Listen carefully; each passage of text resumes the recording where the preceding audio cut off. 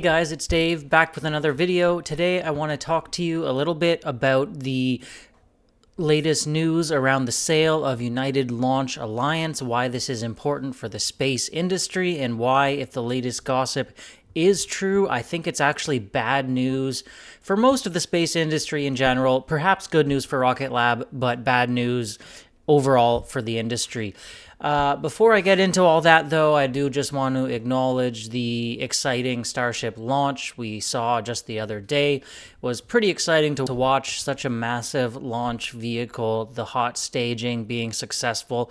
Really just a great show. So if you want to check out an exciting launch, I do recommend watching that one. Also, I'd just like to thank Phil, the latest YouTube channel member. You guys really helped me keep the motivation to keep going with this channel. Thank you guys so much. And of course, if you guys are watching and haven't subscribed yet, I hope you'll consider doing that by the end of the video. Every subscriber is very much appreciated. Okay, so with that out of the way, I want to tell you a little bit first about the history of ULA in case you're less familiar with them and why they have been so important historically for the American launch industry, and talk about their significance today, the ongoing saga of the sale of the company, and who it's starting to sound like they might be getting sold to. So, starting off with the history of ULA. Basically, in a nutshell, ULA has been the provider of choice for the United States government and national security launch for decades, although it has started to get supplanted in that role over the last 5 years or so by SpaceX. The company's launch vehicles, such as the Atlas V and Delta IV, have delivered more than 155 missions to orbit, and it has been a close partner with the government during this time. In fact, the company has received substantial payments from the government to develop rockets that can meet government needs, going beyond just the launch contracts to launch those payloads. Their new rocket, called the Vulcan Centaur, which has been in development for many years now and suffered several delays and setbacks, has actually enjoyed a lot of financial support from the government and the military. As of October 2018, the government had committed approximately $1.2 billion in a public-private partnership to fund Vulcan development, with even future funding beyond that possible depending on contracts received. Now, some people are very critical of their tax dollars going to fund a privately owned rocket by a company not the US government, and I can very much understand this point of view. So you're telling me that my tax dollars are going to help a private company build their own rocket that they're going to then charge me to put a payload on and fly. Seems a little kind of crazy, right? Because if they own the rocket, they should develop it themselves and then charge me to put the payload on it. Why am I paying them to build it? And the truth is that, yes, I think there is some merit to this argument, but in the other hand, historically, there haven't been a lot of rockets that can meet the stringent requirements that the government and the military has. So if they don't want to build their own rocket, really the only choice then is to pay some companies a little extra to have them build in capabilities that otherwise may not be needed for the commercial market and not have that much of a market outside of government. So really, it can be argued that this is just kind of the cost of doing business for the government, and short of building their own rocket and operating themselves, they haven't had a lot of options. However, this argument is starting to hold less and less water as we go on, with more and more commercial options coming available, ones that have received much less government funding. SpaceX has recently risen to prominence with their Falcon 9 rocket, getting more and more national security launches themselves. And now with the previous phase of NSSL, which I've talked about in previous videos, which is NSSL Phase 2, the SpaceX Falcon 9 and ULA Vulcan rocket won those launch contracts, with Vulcan receiving 60% of the value and SpaceX receiving 40%. Now, a lot of people thought this was the government showing favoritism to ULA and Vulcan due to their long work history and close ties, and there might be some truth to that. But unfortunately, due to the lack of execution on ULA's part and the delays in bringing Vulcan online, they did have to give up some of those lucrative launch contracts simply because the Vulcan was not ready in time. On the other side of things, I do want to be fair, though, and point out that this is rocket development, and it's hardly shocking for a rocket to be late. Rockets take time to develop, and they're pretty much never on time. So to, shake your fist at ULA and say they're horrible and wasting taxpayer dollars to be late might be a little unfair. However, as I said, SpaceX has been pushing their way in, able to launch payloads for reduced cost, and while ULA was still able to receive a lot of contracts that ultimately saw them making much more than SpaceX would have received for a Falcon 9 launch, eventually SpaceX did go ahead and sue the US government for uncompetitive practices and basically awarding contracts to ULA that SpaceX claimed they could launch themselves just as safely and much more cheaply. So that's where we are today. ULA, kind of the historical linchpin for government and defense launch, kind of the favorite of a lot of the old school people in government, it does seem like, and they're the go-to for a lot of these big launch contracts.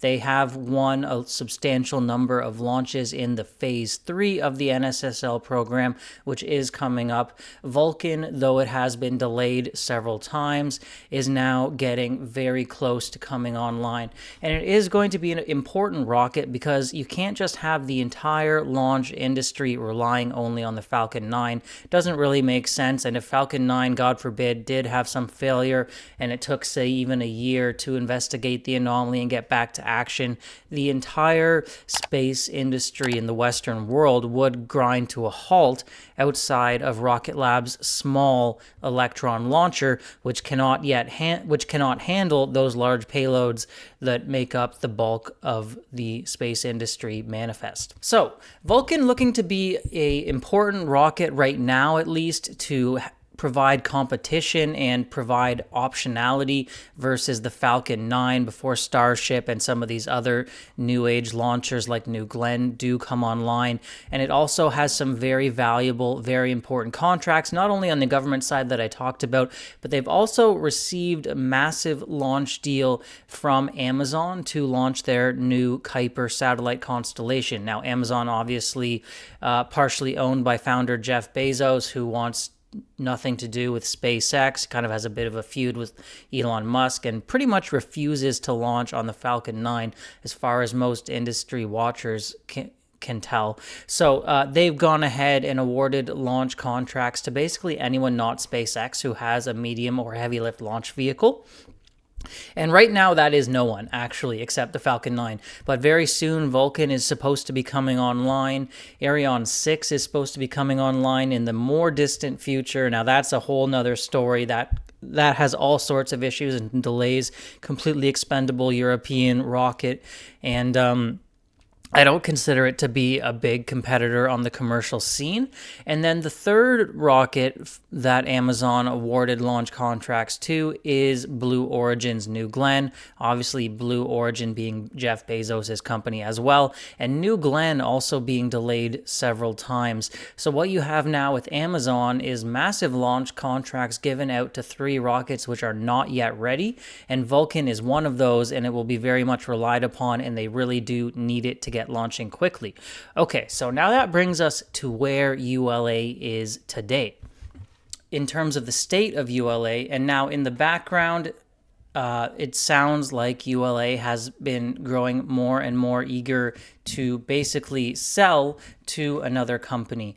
We even had in a recent interview their CEO, Tori Bruno, basically trying to make a sales pitch for the company, talking how about it's been renovated. It's like buying a renovated house. It's ready to go. You're not buying a fixer-upper, trying to make a sales pitch. And then we had another article from the great Eric Berger, a space reporter, recently saying that 3 space companies were in the running to buy ULA. Let's take a quick look at the article. So here we have the article by Eric Berger. We can see the headline is that the sale of United Launch Alliance, this historic, extremely important launcher for the Western world, is nearing its end with 3 potential buyers in play. So when I saw this article, I wasn't too concerned. They did say that the 3 buyers that have emerged for the company include a private equity fund, and then, of course, Blue Origin, owned by Jeff Bezos, as well as a well-capitalized aerospace firm that is interested in increasing its space portfolio. Now, they won't say what that company is. They must not have confirmation of it. There's been some speculation that it might be L3.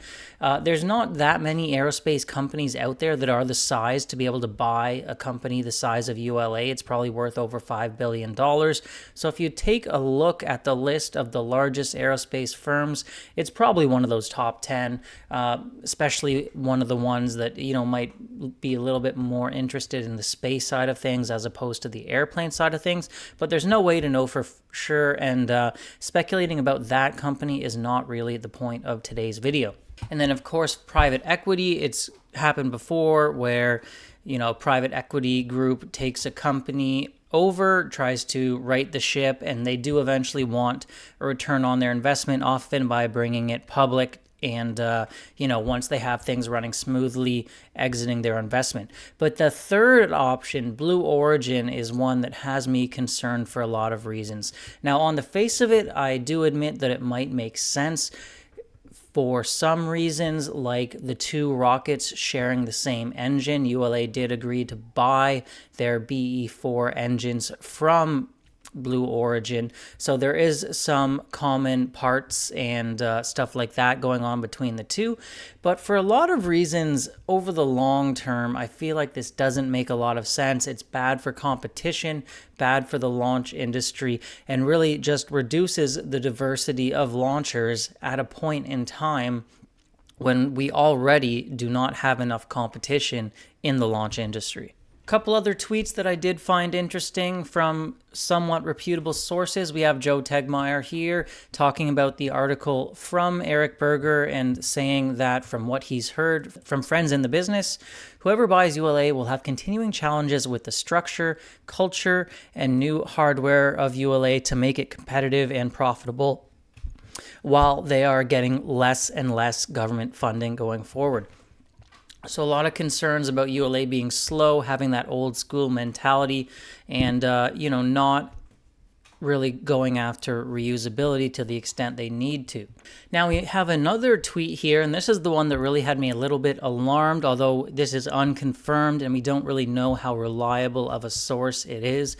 This account, Dutch Satellites, does seem to be somewhat reputable. They have a large number of followers, but he even says this is unconfirmed, repeat unconfirmed, but I have been told by a single industry source that it is the Gradateam Ferociter gang that has gotten the nod to become the new owners of ULA. Now, Gradateam Ferociter is the motto of Blue Origin, which is a little bit ironic as well. Let's talk a little bit about Blue Origin, the company, and why I don't particularly want to see them as the new owners of ULA. Well, guys, I was just talking for about 10 minutes into my camera, and apparently it wasn't recording, so let's do it all again and wrap this all up. Gradatim Ferociter, ULA's motto, basically step by step ferociously, saying that slow is smooth and smooth is fast, I don't think has really proved itself over the last 20 years. Their logo is literally, well, not their logo, but their mascot, I suppose, is literally a turtle in reference to the tortoise and the hare, the tortoise winning the race over the hare in the long run. In this race, for the past couple decades, I don't think there's been any evidence of that tortoise making up ground on the hare, unfortunately. So again, I don't know if Blue is the best place for this asset that has been so important to the launch industry, so important to the government and national security launch. Now, but what Blue has been good at is spending a lot of money on lawyers and litigation. They've been able to, advocate successfully for themselves and sue a lot of other people while not necessarily executing on their own New Glenn rocket. New Shepard, while a nice kind of technology demonstrator, and yes, it has taken passengers to that suborbital inclination and given them a nice tourist attraction, definitely not making money. It is losing money. They have successfully managed to, I guess, maybe solicitate or, grease some wheels in the political side of things. When they were going after the lunar lander, they weren't successful, and then they, suddenly their senator in their district is advocating for a second lunar lander, and eventually, what do you know, there's suddenly money for a second lunar lander, and Blue gets it. So they definitely do seem to have some connections politically and are able to put their money to use that way. And so I guess if they can't execute on their own rocket yet, they can always just buy a whole new company and take their rocket, as well as this massive treasure trove of launch contracts that they do have. However, over the short term, while this may make sense, you get Vulcan flying. It's very close, closer than pretty much New Glenn or Rocket Lab's Neutron or any of these other new rockets. Over the long term, I think Blue Origin will not be incentivized to keep Vulcan running very long. As soon as New Glenn comes along, it will be cheaper for them to launch payloads on New Glenn versus Vulcan, mainly because New Glenn is reusable and Vulcan is not, aside from recovering those engines potentially down the line. So I don't know how locked in those contracts are for Vulcan. If ULA was purchased, could Blue potentially remanifest a lot of those missions over to New Glenn once they get New Glenn going?